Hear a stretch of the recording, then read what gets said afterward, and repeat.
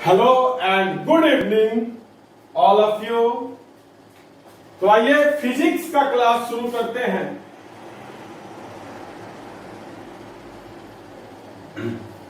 Physics में पिछले class में मैंने आप लोगों को प्रकाश का परावर्तन चैप्टर शुरू किया था। पिछले क्लास में मैंने आपको प्रकाश के बारे में बहुत सारी चीजें बताई थी। साथ ही साथ मैंने मार्किंग सिस्टम भी बताया था कि एग्जाम में कैसे मतलब क्वेश्चन पूछा जाता है, किस सब्जेक्ट से कितना ऑब्जेक्टिव रहता है, सब्जेक्टिव रहता है। इन सारी चीजों के बारे में पिछले क्लास में मैंने आपको बताया था। और प्रकाश के बारे में भी मैंने आपको बताया था। लास्ट में हमने आपको किरण पुंज और किरण पुंज का प्रकार बताया था और उसके बाद हमने क्लास को स्टॉप कर दिया था। तो आइए अब क्लास को शुरू करते हैं वहीं से। तो किरण पुंज खत्म हो गया, उसका प्रकार खत्म हो गया। इसके बाद आता है पारदर्शी पदार्थ। क्या आता है? पारदर्शी पदार्थ। पारदर्शी पदार्थ, अपारदर्शी पदार्थ और पारभासी पदार्थ। पारदर्शी, अपारदर्शी और पारभासी पदार्थ।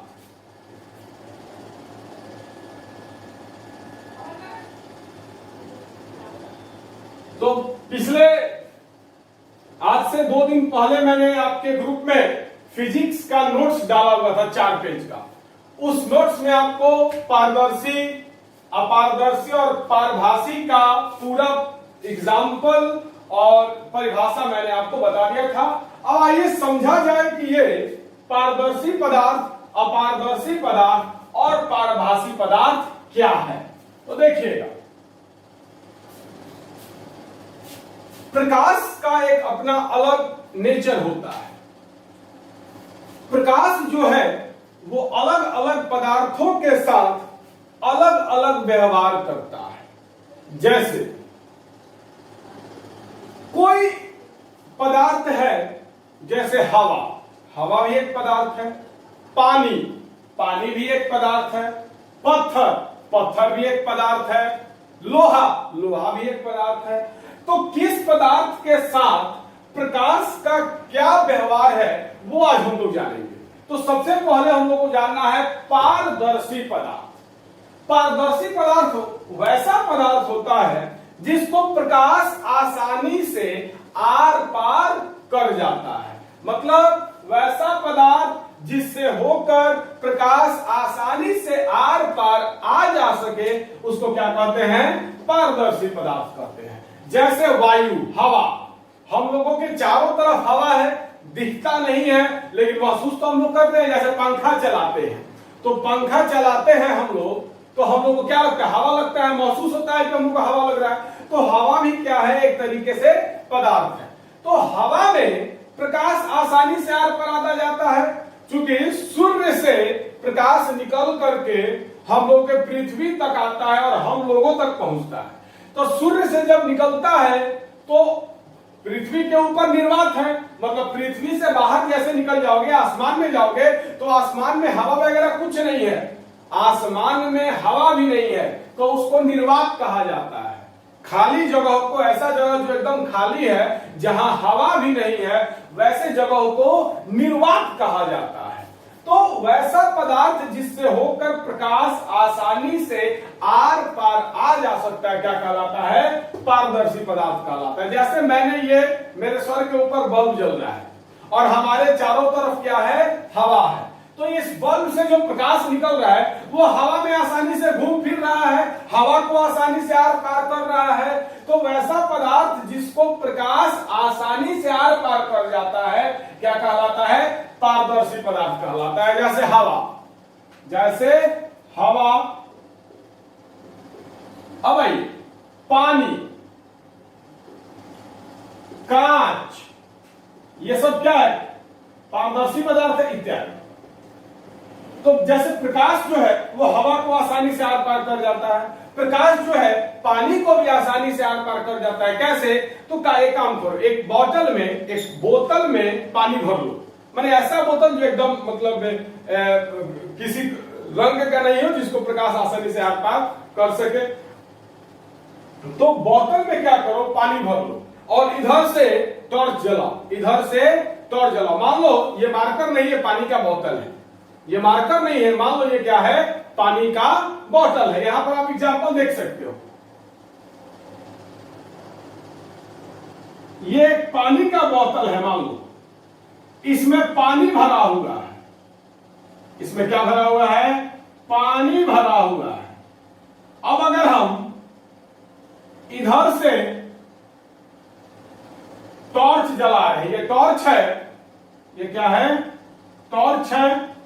अब हम लोग इधर से टॉर्च जला रहे हैं, तो टॉर्च जब जलाएंगे तो उससे क्या निकलेगा? प्रकाश निकलेगा। तो जब इस टॉर्च से प्रकाश निकलेगा तो वो प्रकाश जो है पानी के बोतल को आराम से आर पार कर जाएगा। मतलब पानी के बोतल से आराम से वो आसानी से पानी के बोतल को पार कर जाएगा। मतलब बोतल के अंदर क्या है? पानी है। मतलब प्रकाश जो है पानी में भी आसानी से आर पार कर जाता है। मतलब प्रकाश पानी को भी आर पार कर जाता है। तो पानी भी क्या है? पारदर्शी पदार्थ है। कांच, हम लोगों के घर में खिड़की वगैरह लगा रहता है, कांच का, खिड़की में कांच लगा रहता है। तो जब दिन होता है तो उस खिड़की से आसानी से प्रकाश जो है हम लोग के रूम में आता है। जैसे हम लोग के रूम में खिड़की लगा हुआ है और उस खिड़की में कांच लगा हुआ रहता है, तो दिन में सूर्य का प्रकाश आसानी से हम लोगों के रूम में आ जाता है। मतलब कांच को पार करके आसानी से हम लोग के रूम में आ जाता है। तो कांच भी क्या है? पारदर्शी पदार्थ है। मतलब वैसा पदार्थ जिसको कि प्रकाश आसानी से पार कर जाता है। वैसा पदार्थ जिसको कि प्रकाश क्या है? आसानी से पार कर जाता है। क्या है? पारदर्शी पदार्थ है। जैसे हवा को भी प्रकाश आसानी से पार कर जाता है। जैसे बल्ब जल रहा है, हम लोग के आसपास हवा है, आसानी से बल्ब का जो प्रकाश है वो चारों तरफ फैला हुआ है। मतलब हवा को आसानी से आर पार कर रहा है, चारों तरफ फैला हुआ है। वैसे ही पानी, इस बोतल में पानी भरा हुआ है, हम लोग इधर से टॉर्च जलाएं तो पानी को भी ये प्रकाश क्या हो गया? आसानी से आर पार कर गया। कांच है, कांच मतलब जैसे शीशा है, कांच है, कांच को खड़ा कर दो, इधर से लाइट जलाओ। जैसे मान लो ये कोई कांच है,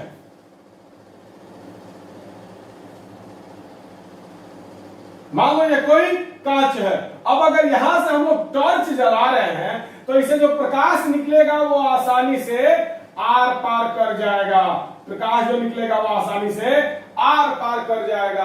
तो कांच भी क्या है? एक तरीके से पारदर्शी पदार्थ है। तो वैसा पदार्थ जिसे प्रकाश आसानी से आर पार कर जाता है पारदर्शी पदार्थ कहलाता है। अब आइए अपारदर्शी पदार्थ। क्या? अपारदर्शी पदार्थ। तो अपारदर्शी पदार्थ का मतलब हो गया वैसा पदार्थ जिसको प्रकाश पार नहीं कर पाता है। वैसा पदार्थ जिसको कि प्रकाश पार नहीं कर पाता है। जैसे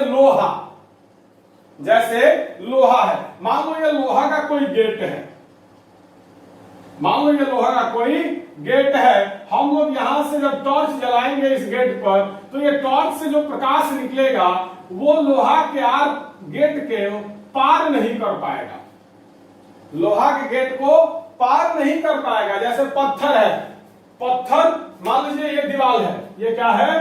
दीवार है, ये दीवार है मान लो। अब हम इधर से अगर टॉर्च जला रहे हैं तो क्या टॉर्च से जो लाइट निकल रहा है, जो प्रकाश निकल रहा है, इस दीवार को पार कर जाएगा? नहीं कर पाता है। तो वैसा padaर्थ जिसको प्रकाश पार नहीं कर पाता है क्या कहलाता है? अपारदर्शी पदार्थ कहलाता है। जैसे लोहा, पत्थर, ईंट इत्यादि। जैसे लोहा हो गया, पत्थर हो गया, लकड़ी हो गया, ईंट हो गया इत्यादि। ये सब पदार्थ को प्रकाश जो है पार नहीं कर पाता है। इधर लोहा का गेट है, लोहा के गेट पर अगर हम लोग टॉर्च जलाते हैं तो क्या लोहा के गेट को टॉर्च से जो प्रकाश निकलता है, क्या वो प्रकाश लोहा के गेट को पार कर जाता है? नहीं कर पाता है। या फिर मान लीजिए पत्थर है, बड़ा सा पत्थर रखा हुआ है, इधर से हम लोग लाइट जला रहे हैं, क्या लाइट जब हम लोग जला रहे हैं मतलब टॉर्च से जब प्रकाश निकल रहा है तो क्या वो प्रकाश इस पत्थर को पार कर जाता है? नहीं कर पाता है। वैसे ही लकड़ी है, मान लो लकड़ी का दरवाजा है, दरवाजा के एक तरफ खड़ा होकर के जब हम लोग टॉर्च जलाएंगे तो टॉर्च से जो प्रकाश निकलेगा वो दरवाजा के उस पार नहीं जा सकता है। तो वैसा पदार्थ जिसको कि प्रकाश पार नहीं कर पाता है क्या कहलाता है? अपारदर्शी पदार्थ कहलाता है, जैसे लोहा, पत्थर, लकड़ी इत्यादि। अब आइए पारभासी पदार्थ।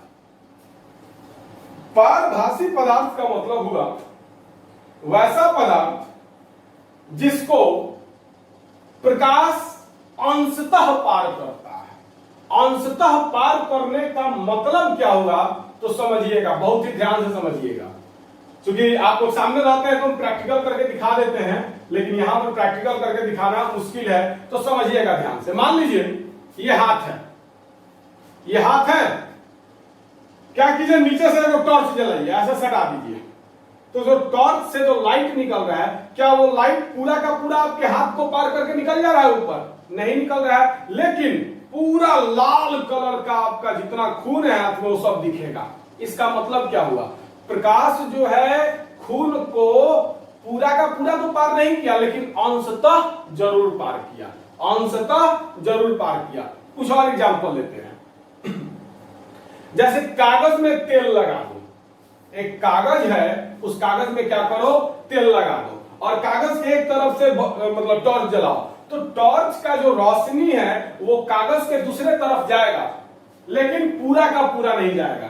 टॉर्च का थोड़ा बहुत ही रोशनी जो है वो तेल लगे हुए कागज को पार कर पाता है। या फिर ठंडा के दिन में सुबह में कुहासा रहता है, आप लोगों को ध्यान होगा, ठंडा के दिन में सुबह में कुहासा रहता है, तो जब कुहासा रहता है तो हम लोगों को लाइट दिखाई देता है, लेकिन हमारे सामने से कौन आ रहा है ये दिखाई नहीं देता है।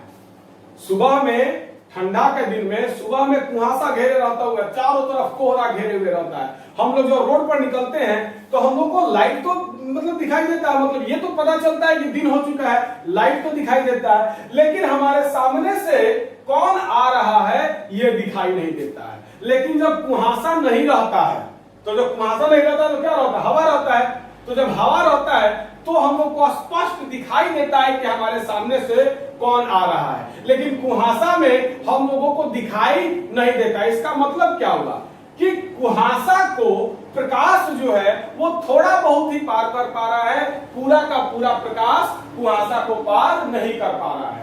तो वैसा पदार्थ जिसको प्रकाश का कुछ भाग ही पार कर पाता है पारभासी पदार्थ कहलाता है। क्या कहलाता है?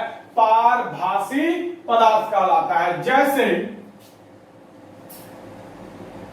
कुहासा हो गया, कुहासा को ही कोहरा कहते हैं, या फिर खून हो गया, ब्लड, या फिर तेल लगा हुआ कागज हो गया, तेल लगा हुआ कागज, तेल लगा हुआ कागज हो गया इत्यादि। ये सब जो पदार्थ है, कुहासा है, चाहे खून है, चाहे तेल लगा हुआ कागज है, ये सब पदार्थ को प्रकाश पूरा का पूरा पार तो नहीं कर पाता है, लेकिन थोड़ा बहुत जरूर पार कर जाता है। तो इस सब को क्या कहते हैं? पारभासी। खून का मैंने एग्जाम्पल बताया है, हमारे हाथ में खून है, हम सभी लोग के हाथ में खून है, तो क्या कीजिए कि टॉर्च जलाइए, हाथ के टॉर्च को जला करके हाथ पे सटा दीजिए और ऊपर से देखिएगा आपको पूरा का पूरा खून दिखाई देगा। तो प्रकाश थोड़ा बहुत पार करता है खून को, पूरा का पूरा नहीं पार कर पाता है। या फिर दूध हो गया, मान लो दूध,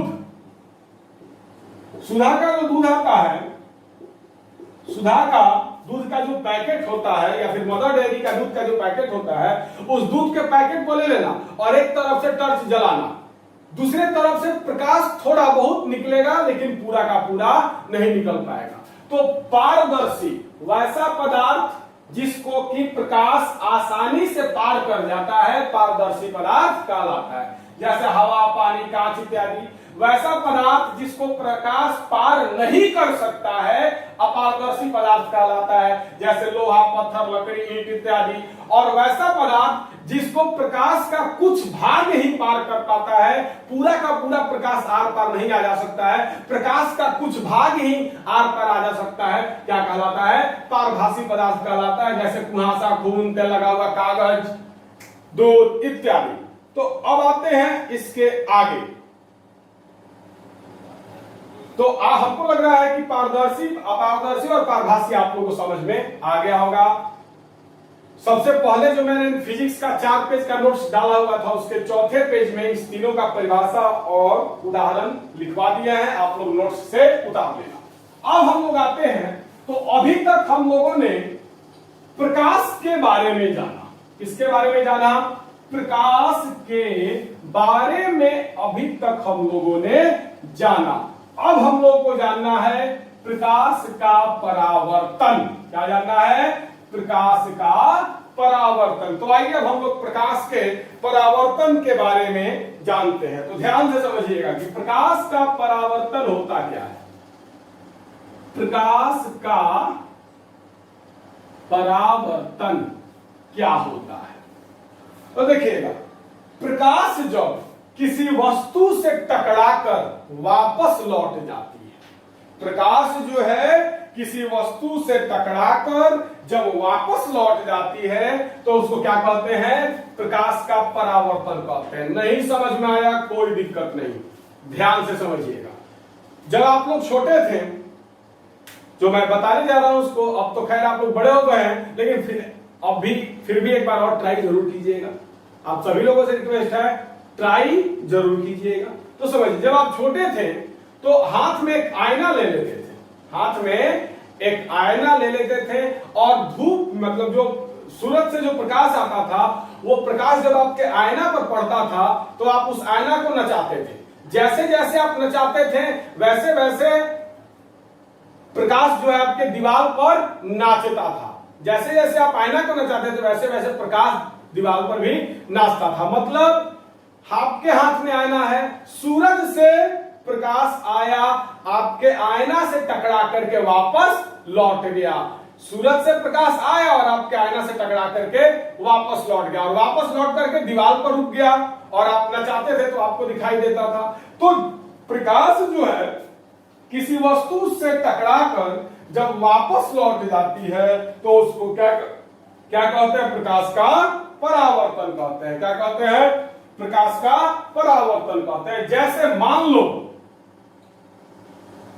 ये आपके बचपन वाला आईना है, बचपन में जो आप आईना से खेलते थे वो आईना है। आईना जो है वो कांच का बना हुआ होता है। आप लोग आईना को फोड़ करके देखिएगा, आईना जो है वो कांच का बना हुआ होता है, और आईना का जो एक सतह होता है वो पेंट किया हुआ रहता है, उसको रजतित करना कहा जाता है। आईना का जो एक सतह है वो पेंट किया हुआ रहता है, और दूसरे सतह से हम लोग अपना फेस देखते हैं, तो इसको कहा जाता है दर्पण। दर्पण के बारे में जब हम लोग पढ़ेंगे तो विशेष रूप से हम लोग दर्पण के बारे में जानेंगे। अभी आप नहीं समझिए, ये क्या है? आईना है। क्या है? आईना है। और आईना का एक सतह जो है वो क्या किया रहता है? पेंट किया हुआ रहता है। तो मैं भी क्या कर रहा हूं? एक सतह को पेंट कर रहा हूं। ये आईना है, आईना का ये सतह जो है पेंट किया हुआ है। आप मतलब जिस आईना में आप मुंह देखते हैं, जिस आईना में आप फेस देखते हैं, आप उस आईना को तोड़ करके देखिएगा, कांच का बना हुआ रहता है, और एक साइड में पेंट किया हुआ रहता है, और दूसरे साइड से आप अपना फेस देखते हैं। तो जिस साइड से आप अपना फेस देखते हैं उसको कहा जाता है परावर्तक सतह। तो ये साइड तो पेंट किया हुआ है, इस साइड से आप लोग अपना फेस देखते हैं, तो इस साइड को क्या कहा जाता है? परावर्तक सतह। समझाते हैं घबराइएगा मत। क्या कहा जाता है इस साइड को? परावर्तक सतह। तो जिस साइड से आप लोग अपना फेस देखते हैं उसको क्या कहा जाता है? परावर्तक सतह। अब देखिएगा परावर्तन कैसे होता है। तो यह आईना है, सूरज का प्रकाश आया और आकर के टकरा गया। सूरज का प्रकाश आया और आकर इस आईना से टकरा गया, और टकरा करके फिर वापस लौट गया।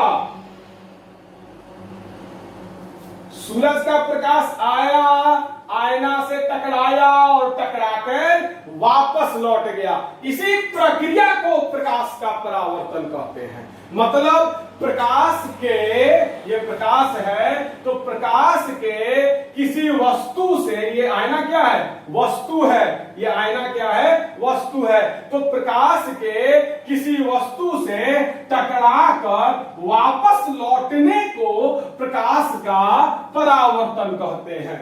क्लियर?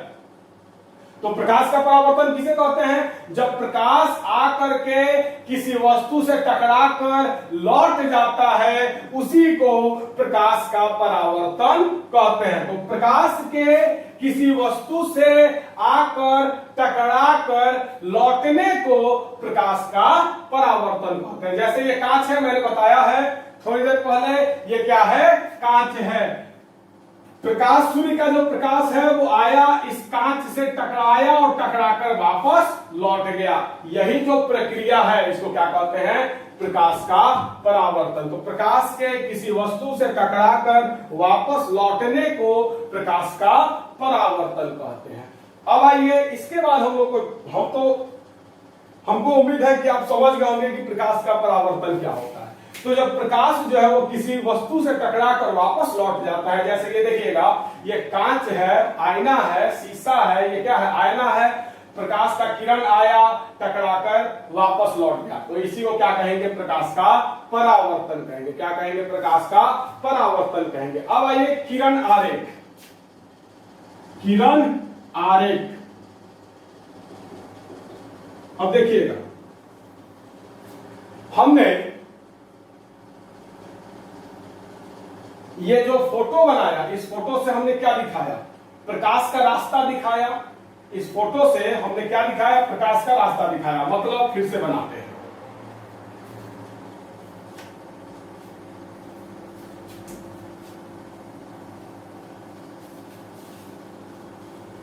देखिए, हमने एक कांच का फोटो बना दिया। अब कांच के एक सतह को हम लोगों ने पेंट कर दिया, तो ये क्या बन गया? आईना बन गया। ये अब क्या बन गया? आईना बन गया। कांच के एक सतह को हमने पेंट कर दिया और एक सतह से हम अपना फेस देखेंगे, तो ये क्या बन गया? आईना बन गया। आईना को ही दर्पण कहते हैं। आईना को ही क्या कहते हैं? दर्पण कहते हैं। तो ये दर्पण है। अब देखिएगा, प्रकाश का एक किरण आया, प्रकाश का एक किरण आया, तो इस फोटो से हमने क्या दिखाया? प्रकाश का जो किरण आ रहा है, उस किरण का रास्ता हम दिखा रहे हैं। इस फोटो से हमने अभी जो यह खींचा है, इसके थ्रू हम लोग क्या कर रहे हैं? प्रकाश के किरण का रास्ता दिखा रहे हैं। आकर के टकराया और टकराकर फिर वापस लौट गया। तो हमने क्या किया? तो हमने किया कि फोटो बना करके हम लोगों ने क्या किया? तो प्रकाश के किरण का रास्ता दिखाया। मैंने प्रकाश का किरण ऐसे आया, फिर यहां टकराया, फिर टकराकर वापस लौट गया। ये काम हमने कैसे किया? तो फोटो बना करके हमने प्रकाश के किरण का रास्ता दिखाया कि वह किस रास्ते से आया और किस रास्ते से टकराकर वापस लौट गया। तो इसी फोटो को किरण आरेख कहते हैं।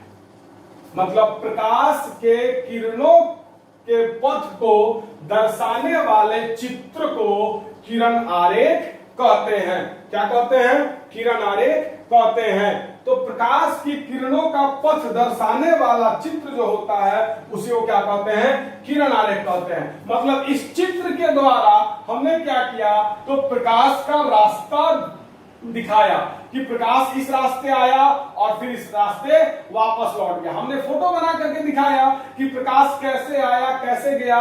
तो ये जो फोटो मैंने बनाया, उसे वो क्या कहते हैं? किरण आरेख।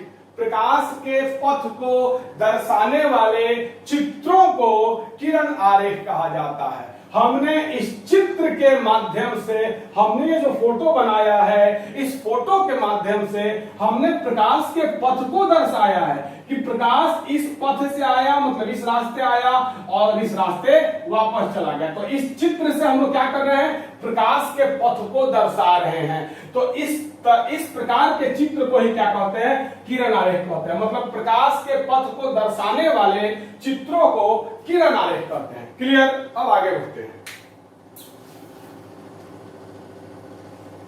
अब हम लोग आते हैं परावर्तन के नियम पर। सॉरी, पहले हम लोग देखेंगे प्रकाश के परावर्तन की व्याख्या। आज मैंने 4 पेज का नोट्स डाला है। आज मैंने 4 पेज का, सॉरी कल डाले थे, नहीं आज डाले। आज हमने फिजिक्स के 4 पेज का नोट्स फिर से डाला है। आज से 2-3 दिन पहले भी 4 पेज का नोट्स डाले हुए थे, जिसका पढ़ाई हो गया उसको आप फेयर कर ले। और फिर आज मैंने डाला है, उसमें मैंने प्रकाश के परावर्तन का परिभाषा भी लिखा है, उसका फोटो ही बनाया है, उसको भी लिख लीजिएगा। किरण आरेख का भी परिभाषा लिखा है, उसको भी लिख लीजिएगा। उसके बाद अब आइए प्रकाश के परावर्तन की व्याख्या। अब हम लोग देखेंगे कि प्रकाश का परावर्तन कैसे होता है और परावर्तन में क्या क्या होता है। अब हम लोग क्या देखेंगे, तो हम लोग अब देखेंगे कि प्रकाश का परावर्तन कैसे होता है और परावर्तन में क्या क्या होता है। मतलब प्रकाश के परावर्तन का व्याख्या हम लोग देखेंगे। तो आइए पहले एक फोटो, खूबसूरत सा फोटो हम बना दे रहे हैं, उसके बाद हम लोग व्याख्या को समझेंगे। तो देखिएगा, मान लीजिए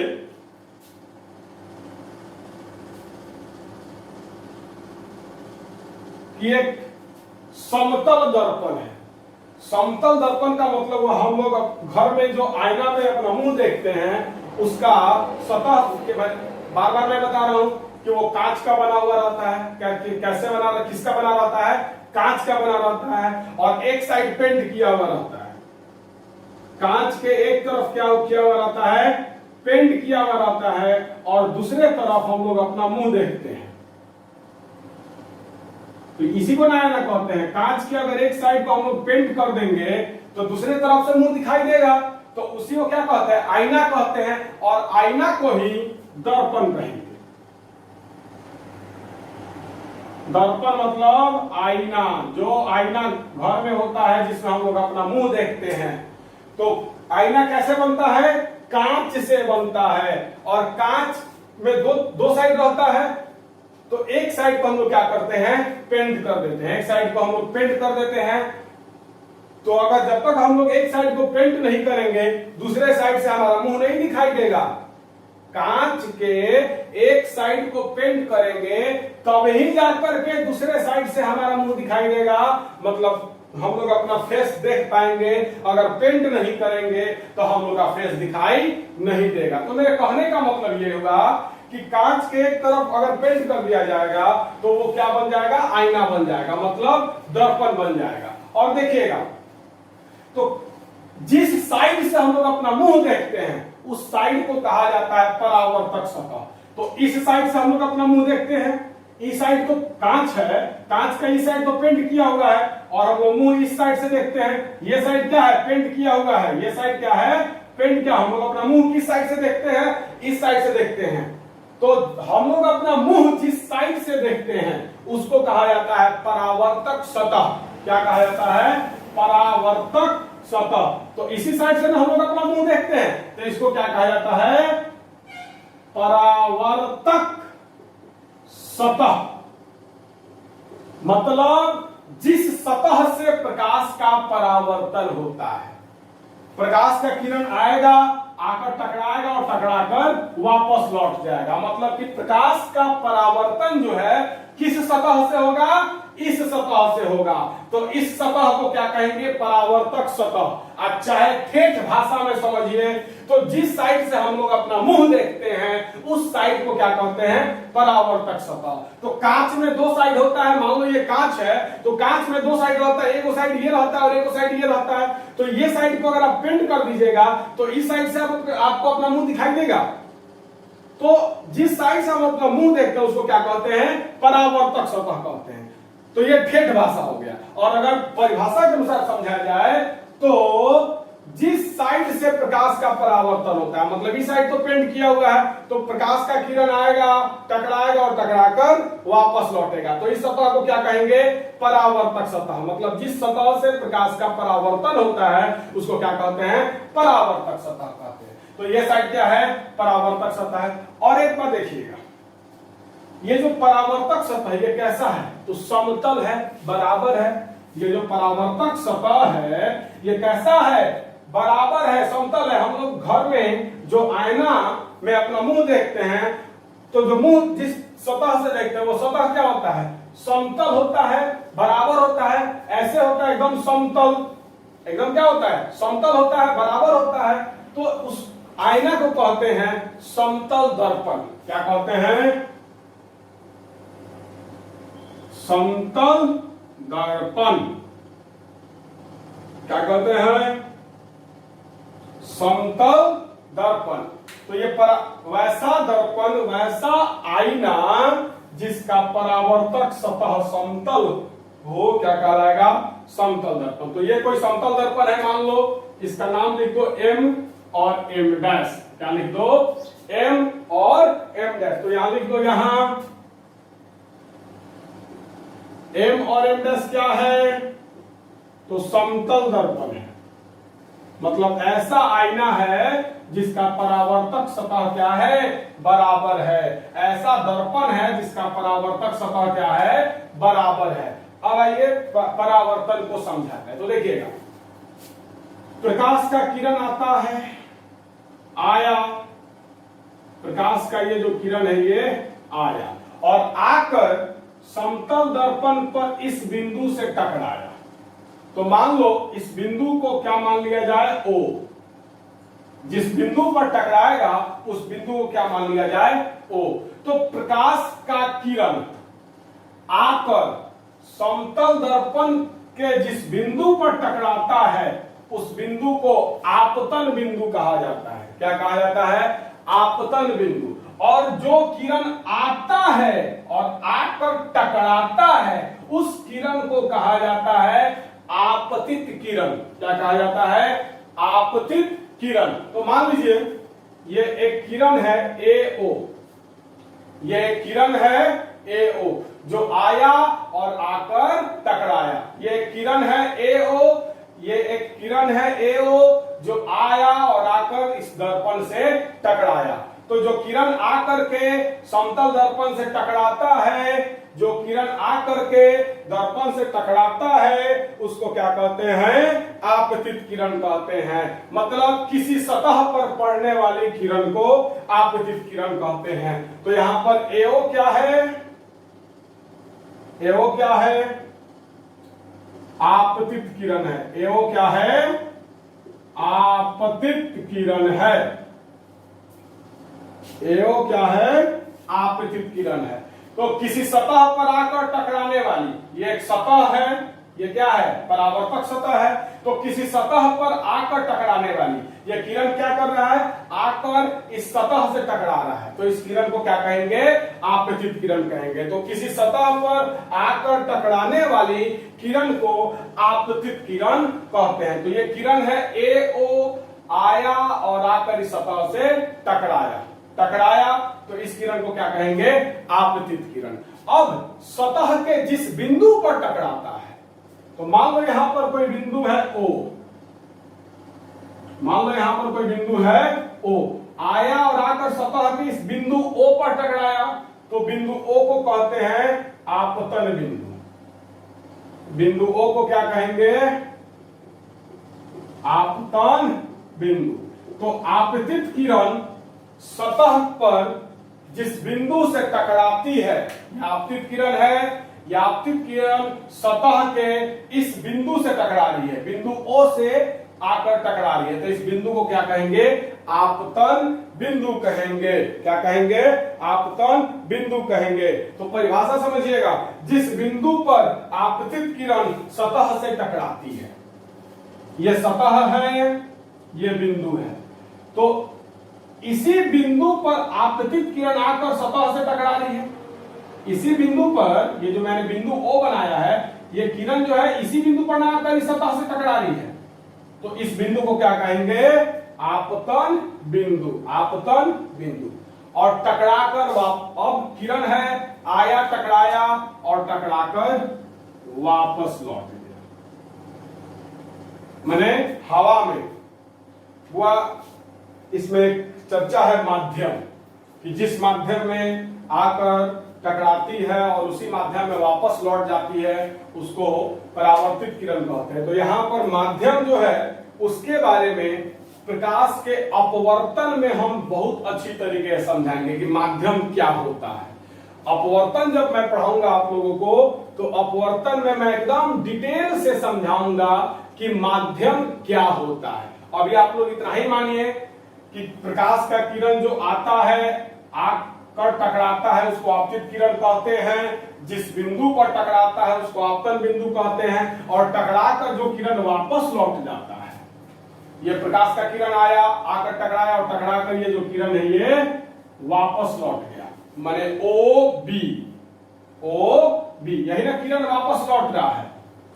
तो मान लीजिए इसके ऊपर हवा है, हवा में ही आया, माध्यम, हवा, कांच, पानी, इस सबको माध्यम कहते हैं।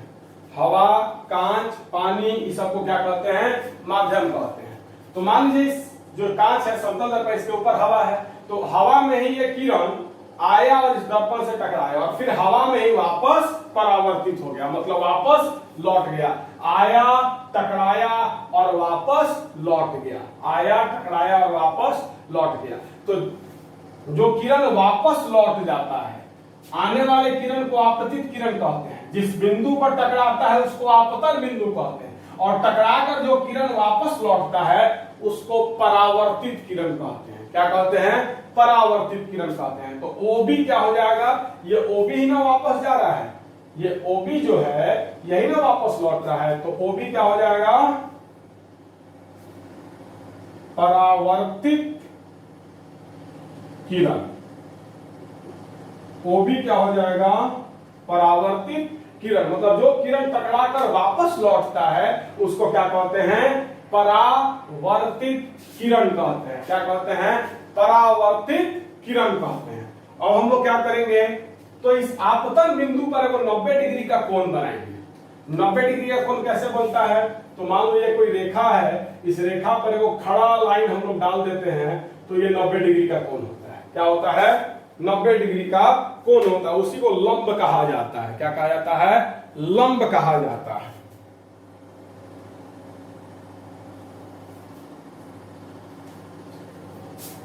क्या कहा जाता है? जब कोई रेखा है और उस रेखा पर जब हम लोग कोई 90 डिग्री का कोण बनाते हैं तो इसको क्या कहते हैं? लंब कहते हैं। क्या कहते हैं? लंब कहते हैं। तो मान लो अभिलंब समझिएगा। अभिलंब, अभिलंब क्या होता है समझिएगा। मान लो ये कोई रेखा है, ये कोई रेखा है, और मान लो इस रेखा पर कोई बिंदु है, यहां पर मान लो कोई बिंदु है A। ये कोई रेखा है और इस रेखा पर मान लो कोई बिंदु है A, फिर मान लो कोई बिंदु है B।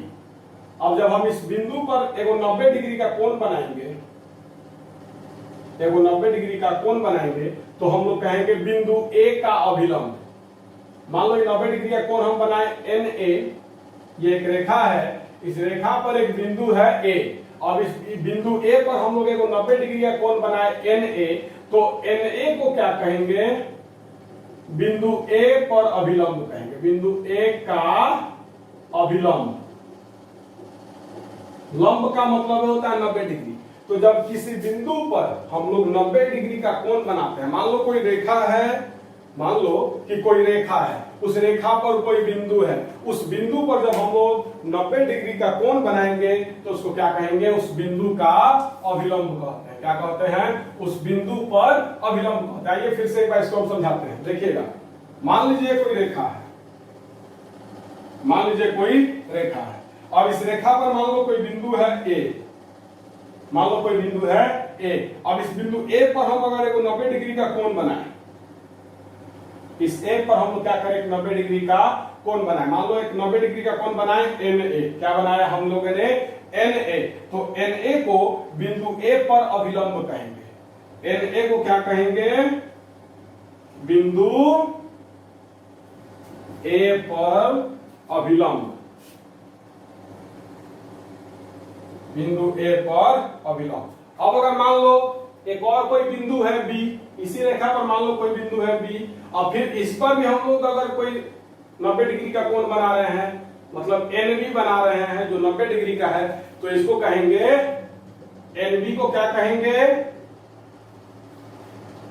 NB को क्या कहेंगे, तो बिंदु B पर अभिलंब। क्या कहेंगे, बिंदु B पर अभिलंब। तो अभिलंब का मतलब समझ गए, जब हम लोग 90 डिग्री का कोण जिस बिंदु पर बनाते हैं उसको उस बिंदु पर अभिलंब कहते हैं। क्लियर। और अभिलंब का मतलब ही लंब, लंब खींचना। जब 90 डिग्री का कोण हम लोग बनाते हैं ना, देखो मान लो कोई बिंदु है, तो जब हम लोग इस पर 90 डिग्री का कोण बनाते हैं, इसी को कहते हैं अभिलंब खींचना। अभिलंब खींचना मतलब हम लोग इस पर अभिलंब खींच दिए। तो भाई, तो अब हम लोग क्या करेंगे, तो अभिलंब का परिभाषा क्या हो जाएगा, तो देखिएगा, किसी समतल सतह के, मान लो ये कोई सतह है, समतल है, समतल सतह मतलब बराबर, तो किसी समतल सतह के किसी बिंदु पर खींचे गए लंब को उस बिंदु पर अभिलंब कहते हैं। मान लो ये कोई समतल सतह है, इस समतल सतह पर कोई बिंदु है B, इस बिंदु B पर अगर कोई लंब हम लोग खींच रहे हैं, बिंदु B पर हम लोग, मान लो ये समतल सतह है, इस समतल सतह पर कोई बिंदु है B, इस बिंदु पर हम लोग एक अभिलंब खींच रहे हैं, मतलब 90 डिग्री का कोण बना रहे हैं। अभिलंब खींचने का मतलब 90 डिग्री का कोण बनाना। तो हम लोग क्या किए, इस बिंदु B पर एक 90 डिग्री का कोण बनाए, तो इसी को क्या कहेंगे, अभिलंब कहेंगे। क्या कहेंगे, अभिलंब। तो मान लो ये N है, ये B है, तो NB क्या हो जाएगा, बिंदु B पर अभिलंब, बिंदु B पर अभिलंब। तो अभिलंब क्या हो गया, किसी समतल सतह के किसी बिंदु पर खींचे गए लंब को उस बिंदु पर अभिलंब कहते हैं। तो भाई अब हम लोग क्या करेंगे, तो आपतन बिंदु पर एक अभिलंब खींचेंगे। यह आपतन बिंदु है, आपतन बिंदु कौन है, बिंदु O क्या है, आपतन बिंदु है। बिंदु O क्या है, आपतन बिंदु है। इस बिंदु O पर हम लोग एक 90 डिग्री का कोण बनाएंगे।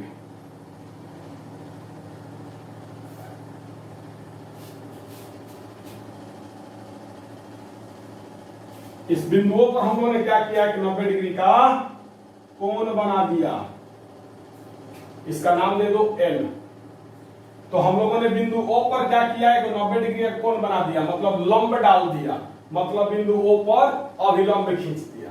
हम लोगों ने क्या किया, बिंदु O पर एक अभिलंब खींच दिया। इस अभिलंब का नाम क्या है, NO। NO मतलब NO क्या है, इस समतल दर्पण पर लंबवत है। मान लो ये समतल दर्पण है, तो NO क्या है, तो इस समतल दर्पण पर लंबवत है, मतलब 90 डिग्री का कोण बना करके खड़ा है। जैसे हम लोग पृथ्वी पर लंबवत है, हम लोग धरती पर लंबवत है, हम लोग धरती पर एकदम सीधा खड़ा रहते हैं, तो वैसे ही ये जो NO है ये इस समतल दर्पण पर खड़ा है, लंबवत है, मतलब इस बिंदु O पर अभिलंब बना रहा है। तो हम लोग क्या किए, आपतन बिंदु O पर अभिलंब खींच दिए। तो NO को क्या कहा जाएगा, NO बराबर आपतन बिंदु पर खींचा गया अभिलंब। यहां अभी हम लोगों ने जो NO बनाया है, NO जो हम लोगों ने बनाया है, ये क्या है, तो आपतन बिंदु पर खींचा गया अभिलंब है।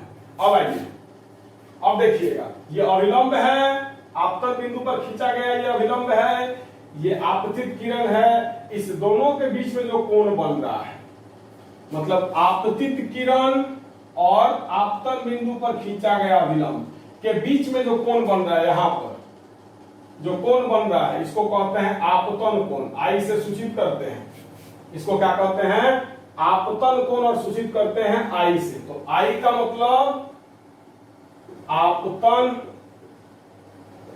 आई का मतलब आपतन कोण, आई का मतलब आपतन कोण।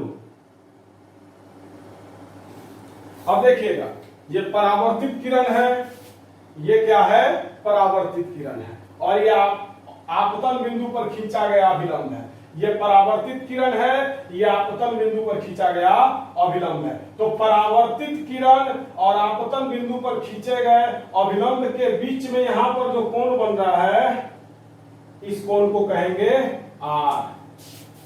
रुको अच्छा से बना लेते हैं।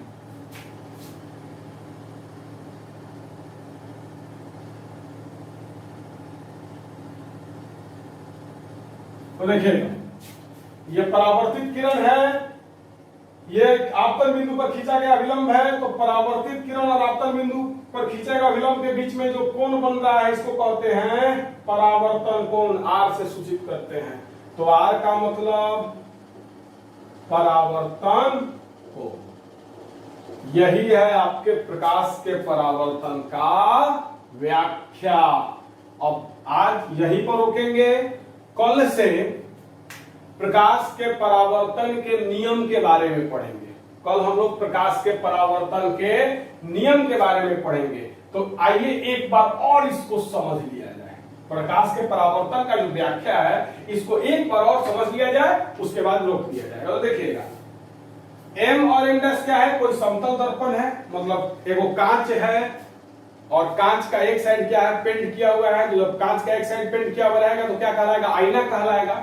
और एक साइड से हम लोग अपना मुंह देखते हैं, तो उसी आईना को दर्पण कहते हैं। उसी आईना को क्या कहते हैं, दर्पण कहते हैं। जिस साइड से हम लोग अपना मुंह देखते हैं उसको अपवर्तक सतह कहते हैं। हम लोग अपना मुंह इसी साइड से देखते हैं, हम लोग अपना मुंह जो है इसी साइड से तो देखते हैं, इसको क्या कहेंगे, अपवर्तक सतह।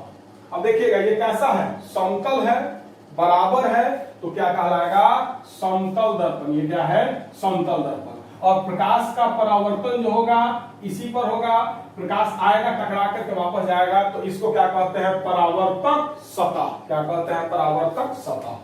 अब देखिएगा, तो प्रकाश का जो किरण आता है उस किरण को कहते हैं आपतित किरण। तो एम और एम डैश क्या हो गया, समतल दर्पण हो गया।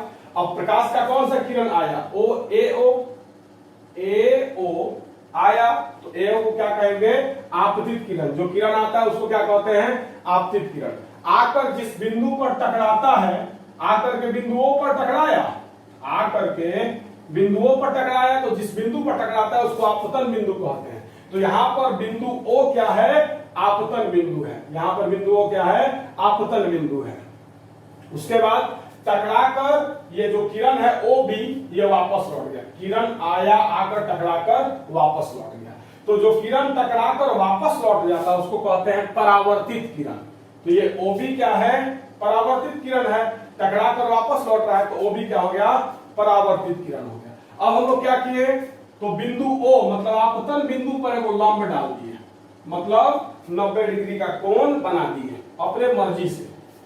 आपतन बिंदु पर हम लोग क्या किए, वो लंब डाल दिए, जिसको कि आपतन बिंदु पर खींचा गया अभिलंब कहते हैं। तो क्या है, एनओ क्या है, आपतन बिंदु पर खींचा गया अभिलंब है। अब आपतन बिंदु पर खींचा गया अभिलंब और आपतित किरण के बीच में जो कोण बना है, इसको कहते हैं आपतन कोण। क्या कहते हैं, आपतन कोण। और स्मॉल आई से सूचित करते हैं, स्मॉल आई से सूचित करते हैं। उसके बाद ये परावर्तित किरण और अभिलंब के बीच में बना हुआ जो कोण है, इसको कहते हैं परावर्तन कोण। क्या कहते हैं, परावर्तन कोण, और आर से सूचित करते हैं।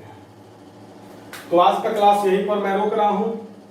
अगर आप लोगों को समझने में थोड़ी सी भी दिक्कत हुई है तो बताइएगा, और ये जरूर बताइएगा, आप लोग नहीं बोलते अच्छा नहीं लगता है, वीडियो कैसा लगा, आपको वीडियो कैसा लगा, अच्छा लगा, खराब लगा, नहीं समझ में आया, जो भी हमको बोलिए। अगर आपको कोई भी चीज समझने में दिक्कत हुई हो तो हमसे बोलिए, मैं आपसे गारंटी ले रहा हूं, मैं आपसे वादा कर रहा हूं कि मैं फिर से आपको समझाऊंगा।